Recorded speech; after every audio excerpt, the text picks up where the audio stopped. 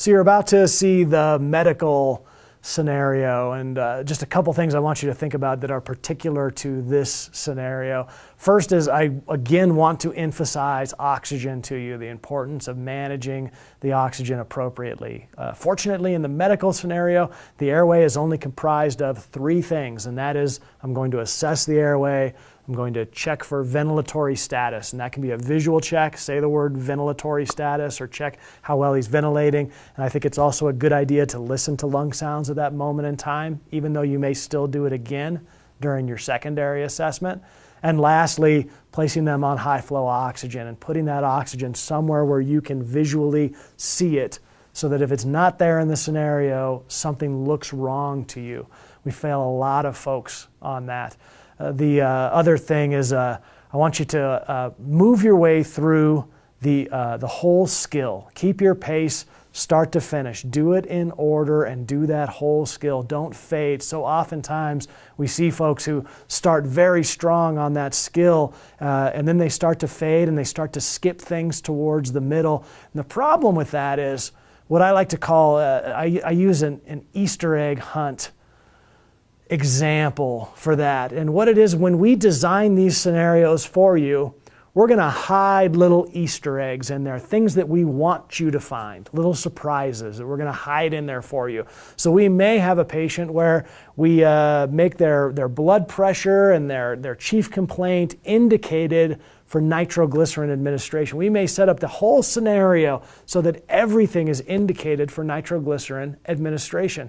But then we may add in Viagra as one of their medications that they're taking, and perhaps they've just taken it, so now they're not indicated anymore. Or perhaps when you take the vital signs, you'll find out that their blood pressure is too low. Or perhaps when you check those 5 rights that we teach you and you look at the patient's name, it turns out it's not their nitroglycerin, it's their neighbor's. He gave it to them to help them with that pain they've been feeling in their chest. If you don't do the whole skill completely, if you don't hit all those check boxes, you may miss a very important Easter egg and end up treating the patient inappropriately. So really work your way through that whole skill.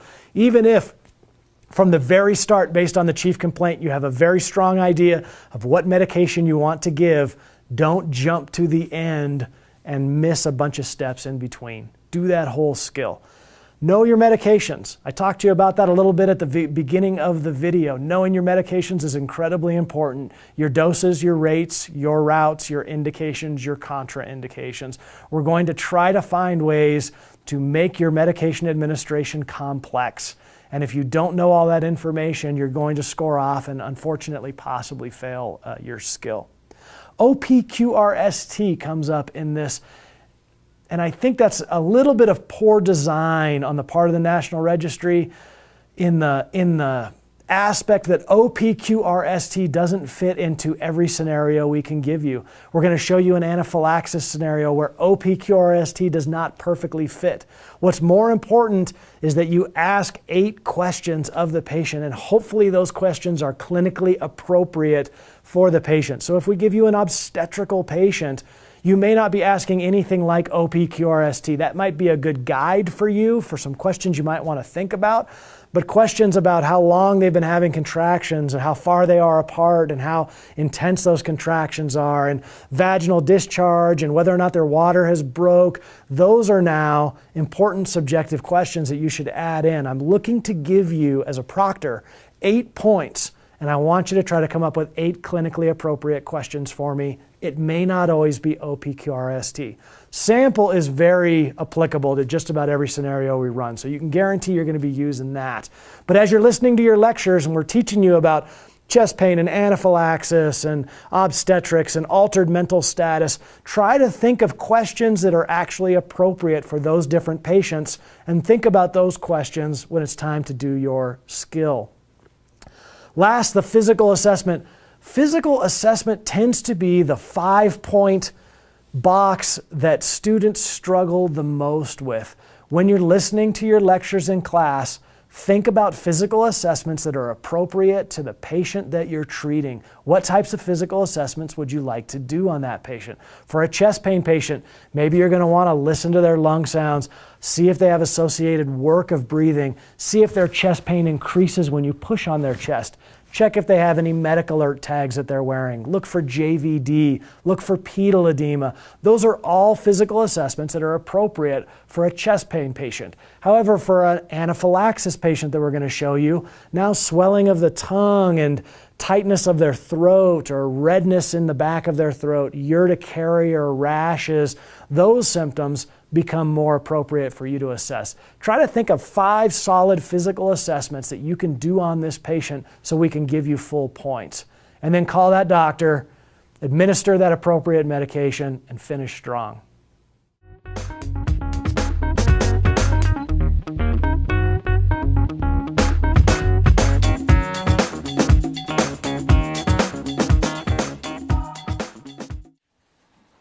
All right, Steve, this is your National Registry individual medical station. You've been called on scene to a 30-year-old male who's having difficulty breathing at a candy store. Okay. So first off, I'm wearing my BSI. Does the scene appear to be safe as I come in? Scene is safe. Okay, so the nature of illness is some sort of difficulty breathing. It looks like I just have that one patient. I want to go ahead and call for ALS backup. Get them coming behind me, and right now it doesn't appear like I need a C-spine on him. So my general impression is he looks anxious to me and he's having difficulty breathing. I'm not sure why. He could be a very sick individual, so I want to treat him with some sense of urgency. His eyes are open. I'm going to find out his level of consciousness. Sir, can you tell me your name? Tim, What's going on right now, Tim? I was just in the candy store looking, and just they had all those samples, and I was just trying some stuff out, and man, a little bit later, just started getting itchy, really kind of dizzy. Okay. Breathing is a little labored, yeah, a little hard to kind of breathe a little bit. Okay, so trouble breathing and itchy are his chief complaint right now, and it looks like he is alert, he's oriented, he knows where he is, he knows who he is and what's going on. I want to assess his airway first and foremost. Does it look open and patent to me? Airway's clear. Okay, I don't notice any immediate swelling that might be a sense of, might give me a sense of urgency. How about his ventilatory status? I'm going to check his lung sounds. Clear. Clear. Clear. Clear. And he's ventilating appropriately. Okay, so he's not wheezing right now, so I feel okay about that. And he's moving good air, but I still want him on high flow oxygen.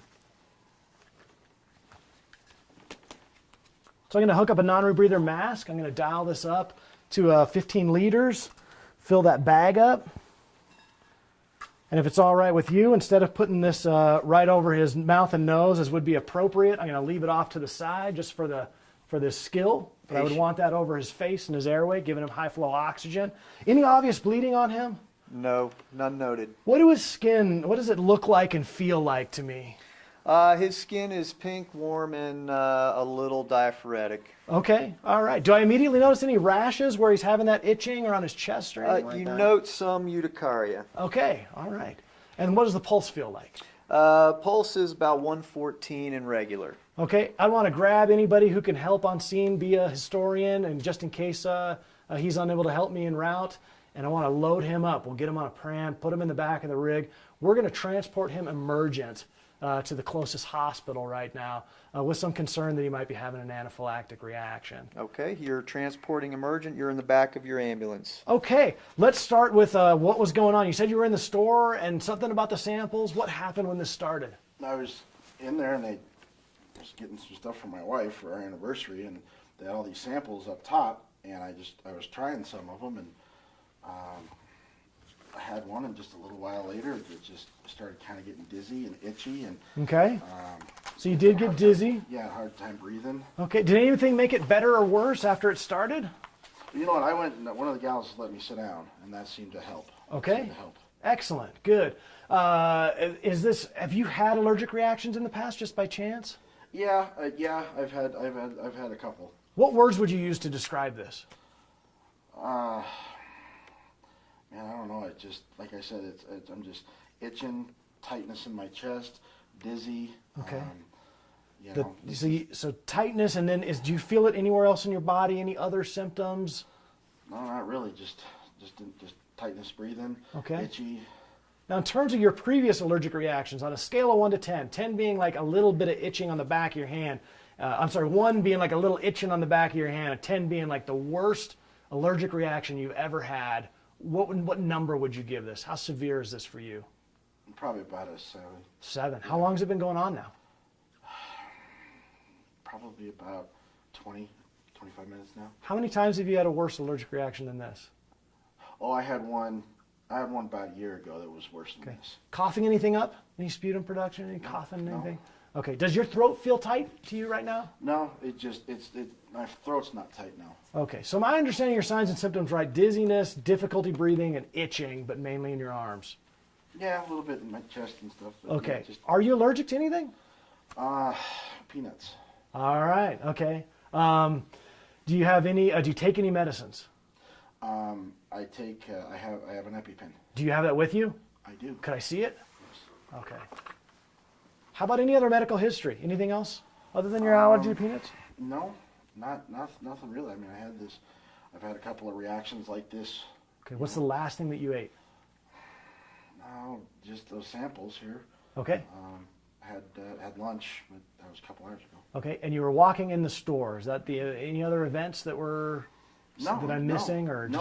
I ordered some candy, and they were putting some candy together in a box for my Okay. wife. And I want to check a couple things. Can I look inside your mouth? I got to look for swelling of his tongue, or swelling or redness in the back of his throat, swelling around his neck, any edema around there? Unremarkable. Okay, I want to expose his chest and his belly and his legs and see just how far and extensive that urticaria is. You note some mild urticaria on his chest and abdomen. Okay, I want to re-listen to lung sounds as well, just to make sure we don't have any new onset of wheezing or tightness since he described it. All clear? Okay, still clear. Good. His abdomen, is there any pain when I push on his abdomen? His stomach isn't upset? Unremarkable. Okay, equal pulses on either side? Pulses are equal. Medic alert bracelets? No medical alert Okay, bracelet. those lung sounds were equal on either side That's as well. correct. What does pupils look like?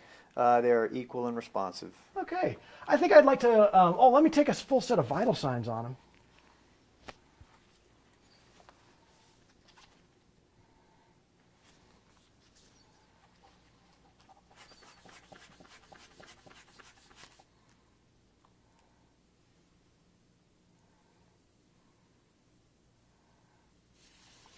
(132/70) is the blood pressure that I actually got. Pressure is actually 90/40. Okay.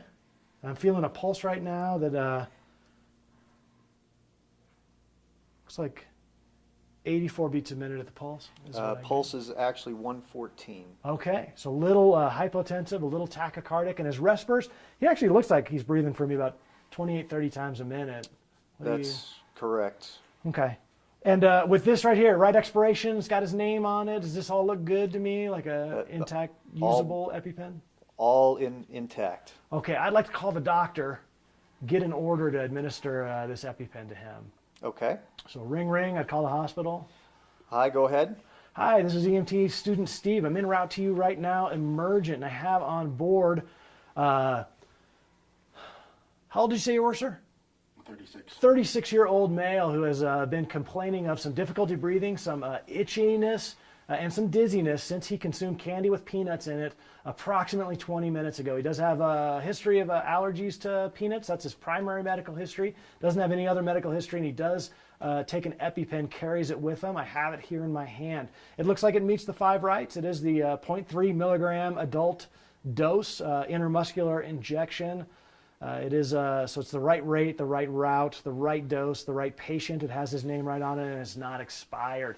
I'd like to go ahead and give him this EpiPen, holding it into his thigh for 10 seconds to give him an intramuscular dose. And then I'd like to reassess him every 5 minutes, and I'll see you guys in just a little bit. All right, that's indicated for the EpiPen. You're clear on that. We'll see you when you get here. Okay, thank you. Okay, I'm going to be assisting you with the use of your EpiPen. So what I want you to do is you're going to hold your hand around this, and I'm going to help you put it into your thigh, and we're going to hold it and count together for 10 seconds while it administers the medication to you. Okay. You take it in your hand, Tim? Okay, let's aim for right here, okay? Okay, let's keep the thumb off the top. Okay. Wrap your hand around it. Here we go. 1, 2, 3. 1, 2, 3, 4, 5, 6, 7, 8, 9, 10. So now after doing that, I want to wait maybe 1 or 2 minutes, and I want to reassess his vital signs, including his lung sounds. And I want to really take a look at that rash, see if it gets better, see if his difficulty breathing gets any better, if his blood pressure comes up, if his pulse comes up. So I'd retake a full set of vital signs so I can give a very accurate handoff report to the hospital when we get there. Very good. I believe I'm done with this skill. You are. Thank you.